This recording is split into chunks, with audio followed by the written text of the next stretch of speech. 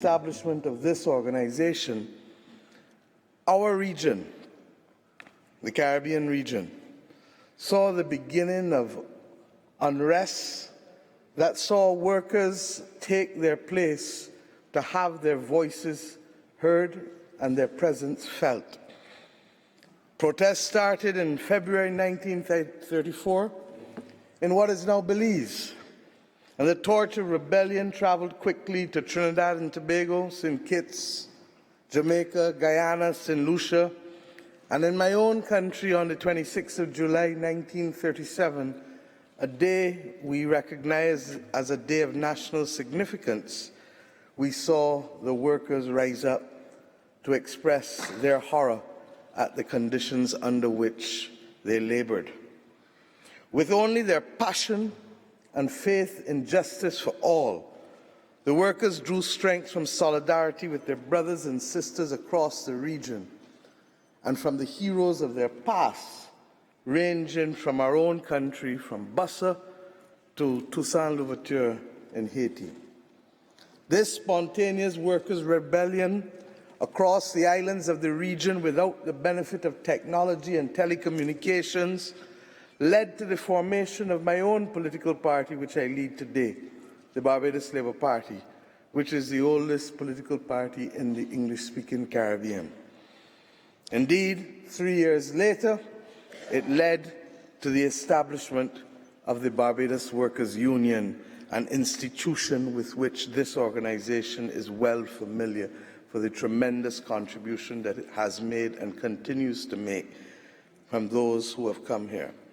I am conscious that I stand here in an institution that has known what it is to see the best of Barbados, to have shared with us through the works of the great Right Excellence Sir Frank Walcott, National Hero of Barbados, who served on the ILO governing body from 1969 to 1991, when he retired. And for Sir Roy, to whom we pay tribute later this evening, who served equally with distinction and dedication from 1991 to 2011, and who was the worker vice chairperson for almost a decade from 2002 to 2011. And of course, currently serving, we have Senator Tony Moore, who has been a member of the governing body since 2017. So that I come here not as a matter of choice, but as a matter of obligation, for my country has within its DNA an intimate and fundamental respect for the rights of workers and for the expression of them wherever and however we may, such that their life may improve at all times. It gave me immense pride when, as one of my first acts as Prime Minister 1 year ago upon being elected, I invited the then Social Partnership, and in particular, the leader of the Barbados Workers' Union, Senator Moore, who, by the way, is the first woman to ever be General Secretary in an institution whose stability has seen over the 78 years only 4 General Secretaries, an indication of the extent to which it has been a rock within our own country for the protection of workers' rights. But I met with her and other union leaders and members of the private sector in our own social partnership, which Sir Roy did much to form at a time of our last economic challenge in the early 1990s, 1992, in order to ensure that our country adopted a shared perspective on governance and a shared model, recognizing that government alone, capital alone, or labor alone cannot move forward on a sustainable basis the things that we must do to improve the lives of our country and the development opportunities of our nation. Our social partnership, I'm happy to report, now meets regularly again having gone through a period of lethargy.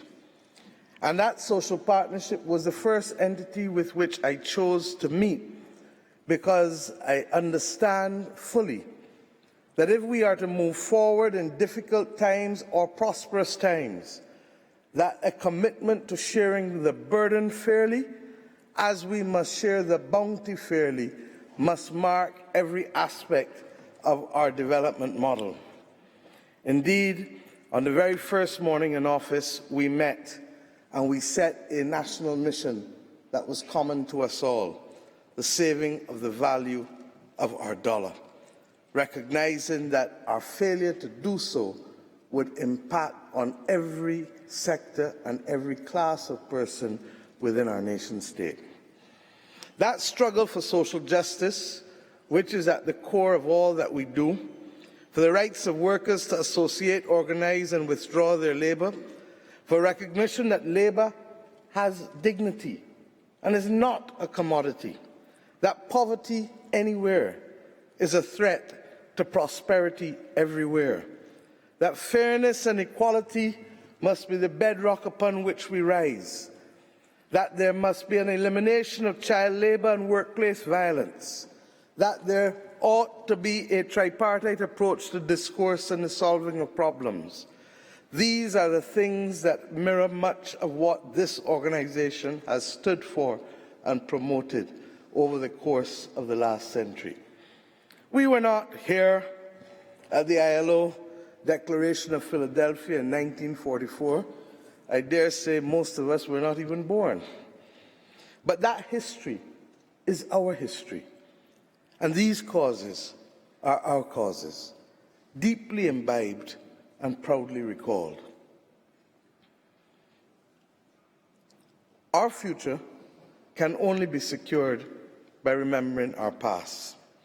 Never before has humanity faced a test of the magnitude of climate change as we face today.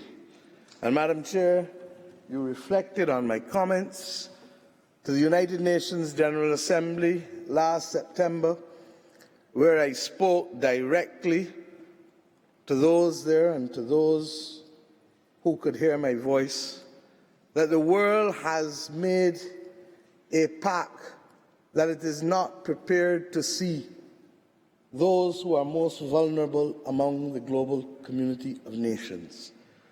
It is unfortunate because it reminds us of a world that was not prepared to see the most vulnerable of human beings 100 years ago, namely the workers. That we, 100 years later, in spite of the development of this institution, in spite of the Universal Declaration of Human Rights, in spite of all who have died and all that we have fought for, that we should continue to believe that it is okay to view a group of nations as dispensable, or worse still, not to view them at all, against the very threat that is perhaps the gravest threat since mankind has inhabited this earth, is perhaps the greatest unfortunate aspect of our global affairs today. We speak from event to event. We speak from institution to institution. And even though they say politics is the art of repetition, it appears that neither politics nor morality is having any meaningful impact on those whose actions and voices can make that significant difference to the climate difficulties that we face today. I go further.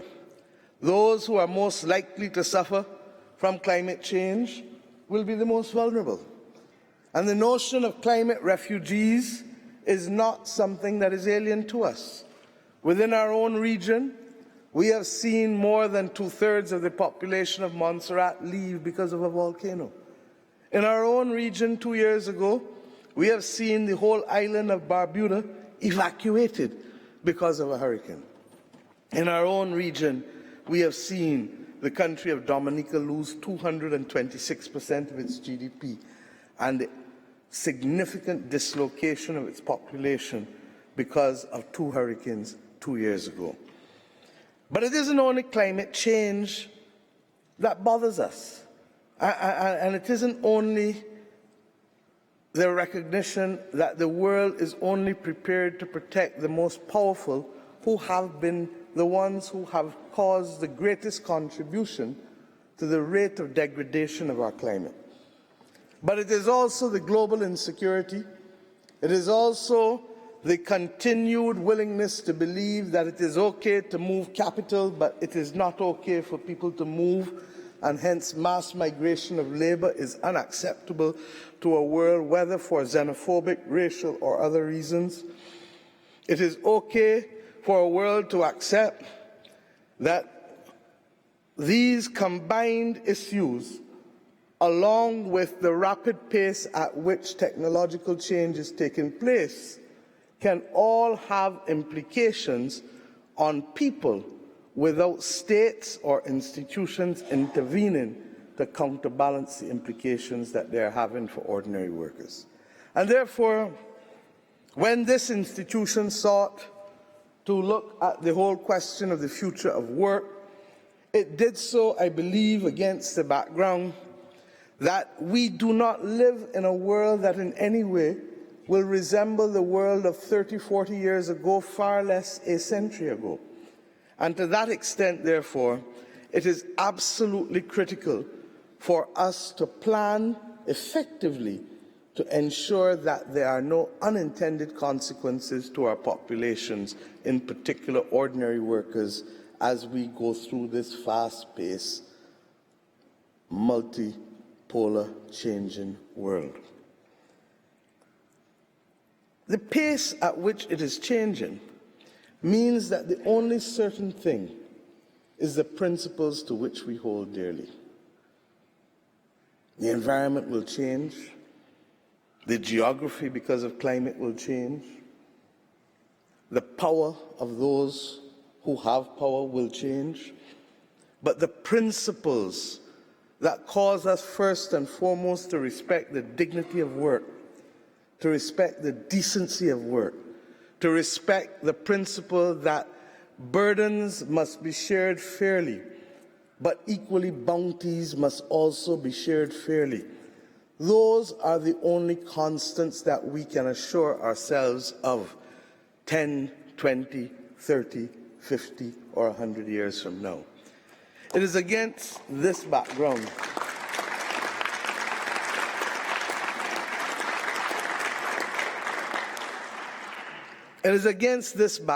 that my government and the region to which we belong has held dearly to the principles that those things which have allowed us to evolve as modern nation states from the 1930s, when our workers rose up, are as relevant today as they were in the 1930s.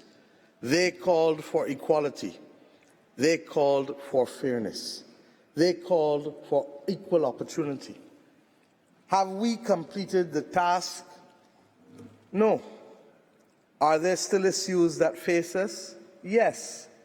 And I've come here today to confront some of those issues, cognizant that we do so at the very time that the world is prepared to jettison multilateralism and to jettison the voices of those of us who want to finish the journey and to complete the task. We are not over, and we have not completed the protection of women who continue in many instances across this world to face conditions of unequal pay for equal work, and who, regrettably, have been the subject more often than not of violence and discrimination in the workplace. It is against that background that I am proud that my Minister of Labour has been appointed the rapporteur on that technical committee, and I look forward to the work at the end of this week, because these are the soft things that no longer occupy the news headlines, but regrettably confront too many women and too many people on their daily work days as they seek to protect their families and themselves. Similarly, we have not placed sufficient emphasis on commitments, and my own government is conscious that a previous government, almost a decade ago, in this very room, made a commitment to sign on to the conventions to protect the rights of domestic workers, but yet, having made that commitment, did nothing. We have come to commit once again because we recognize that in our own case, tens of thousands of our own citizens were raised, were nurtured, were born to domestic workers, and irrespective of their circumstances of birth, have risen to make significant contributions not only to our own country, but indeed to regional and international affairs. And that their parents, that their mothers in particular, should be the subject of harassment or victimization simply as they seek to do decent work to help others is uncalled for and will not be accepted by my own government.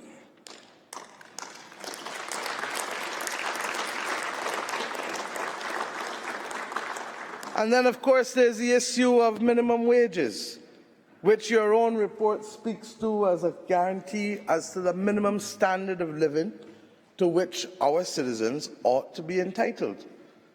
We live in a world where the inequity has increased. And other than it parading itself in academic theses or opinion editorial pieces in newspapers, we've seen little effort to be able to close the gap in inequity with respect to the economic path of too many of our countries across the world. Countries speak glibly about GDP growth, as glibly as they speak about GDP growth entitling or disentitling you from concessional aid in today's world. But it is not GDP growth that determines equity. It is fair and equitable growth in our societies that determines whether our path is on a sustainable basis or not.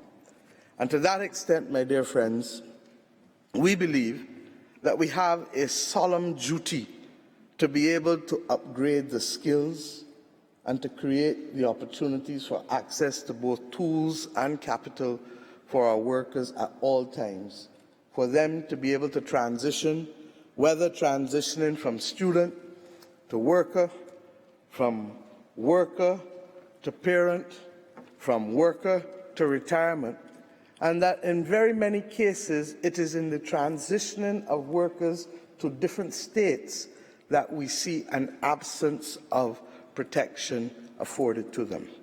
My country was one of the first developing countries to offer unemployment benefit as part of the suite of national social security obligations back in the early 1980s.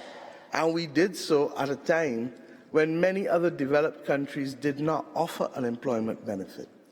To this year, I will now add the issue of paternity benefits, because we recognize that even as we move to remove discrimination against women, that we have a solemn duty to ensure that our young fathers in particular have the opportunity to bond with their children, because at the core of sustainable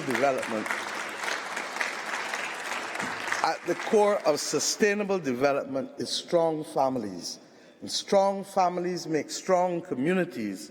Strong communities make strong countries. Equally, we recognize that we can no longer coast on a culture of contentment, and that for workers and for capital and for government, there must be the mirror exercise, that examination of self. Are we truly delivering what we have committed to deliver, to be faithful to our mandate and to our constituency? Our country has recognized that we have a responsibility to define excellence in every form. And if we can define excellence in each job, from that of a car washer to that of a doctor, from that of a waiter to that of a lawyer, from that of a chemist to that of a domestic worker. That if we can define excellence, that if we can determine who can certify to excellence and who can teach to excellence, but above all else, if we can then determine who can monitor the habit of excellence, because excellence is merely a habit, then we will improve that which we offer to each other and ensure that the level of productivity and by extension our competitiveness as a nation and as a region will significantly improve. We have become accustomed, regrettably, in standing on a culture of contentment in too many parts of this world without recognizing that that continuous examination and retraining is absolutely essential to progress. In our own way, we call it the RE program. Retraining and empowering, retooling and enfranchising. And for those who think enfranchising is about making people owners without the protection of social rights, I say to you that is not the case. Because we recognize that at every stage we have a duty to protect the transition and the ultimate destination of all who we seek to enfranchise. But we are conscious that no amount of training, no amount of development, no amount of retooling can make that ultimate difference in today's world without creating a platform for ownership for all. And we say so, conscious that technology threatens the existence of many of our workers only if those workers are not in charge of the ownership of the technology. That technology becomes an inimical tool against those who cannot control the direction or the shape of the technology. But if we own the technology as workers, and if we can shape the direction in which technology can be used both ethically and economically, then it is unlikely to cause the dislocation or to bother those who are worried about it as we confront automation, artificial intelligence, and all of the other things that will fundamentally alter the structure of work over the course of this century. We believe, for example, in a simple example, if a robot can do everything that I can do, that is fantastic, so long as I own the robot. But if I don't own the robot, then I'm in trouble. And it is against that background that a discussion as to ownership has to take place.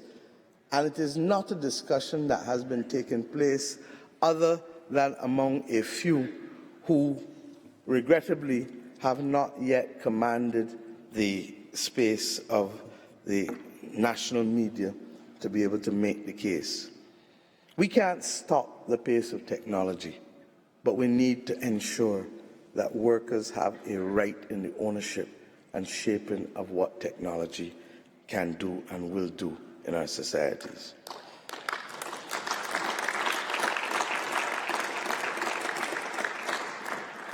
We call, therefore, upon the Director General, upon this organization, its member states, its social partners, to work with us on the new models of business and ownership, on the models that will put at all times the dignity of our citizens at the center of our development model. There are many proximate causes of our challenges and many technical solutions.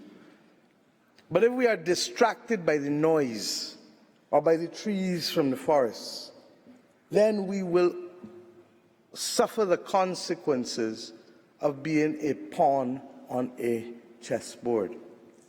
I want to suggest to this organization that we have to make our voices heard where it matters most. And that is in the development trajectory of nations, and that is with respect to the repositioning of workers at the center of the development model. Our principles will not change. Our geography will. Our power relations will. Our capital will. But if we hold faithful to our principles, and if we ensure in holding faithful to our principles that we put people at the center of every sphere of power, be it capital, be it technology, be it in the framing of ownership, then I do believe that we will be able to evolve through this very turbulent period of world history with the protection of workers' rights and the dignity of our people intact. Why? Because ownership matters. Why? Because the root of all must be fairness and equity. Why? Because our people matter. Why? Because our development thrust must always be about providing opportunity, allowing as many of our people to prosper and develop, to banish inequity that has so characterized so many of our countries in recent years, and to stand up for what matters rather than being afraid to be a voice in the wilderness. If we in the Caribbean were afraid of being a voice in the wilderness, we would not speak about climate change. We would not speak about mass migration. We would not speak about the global inequities of a distorted global trading system that requires of us a participation at the same level and in the same manner as large countries, even though we have no power to distort global trade in goods or services. Size, position, and geography cannot matter in fighting for righteousness and the protection of workers. But I suspect, sir, that those who gathered 100 years ago to form this organization felt the same way and recognized that what mattered was the commitment to principle and the protection of average human beings who were voiceless and faceless for too many people, but who understood that commitment to cause without fear of consequences would one day lead to the kind of improvements that we have seen among the working classes of the entire world. We are not yet finished. In the words of the Talmud, we are not expected to complete the task, but neither are we at liberty to resile from it. I stand here today carrying the baton for another generation of Barbadian leaders to commit to principles that more than any other institution help define what our country is about and what our mission stands for. And I thank you for the honor accorded to me and my government and my people for being able to share a few perspectives on this centenary. In our part of the world, and I suspect you know this, a century is nothing to be trifled with, even if we may not be seeing as many of them at the moment in the Cricket World Cup as we would like to see. But we know that once there is breath, there is will. And we therefore will join with you on that mission to continue to benefit those people who have not yet gotten on the train. God bless the International Labour Organization.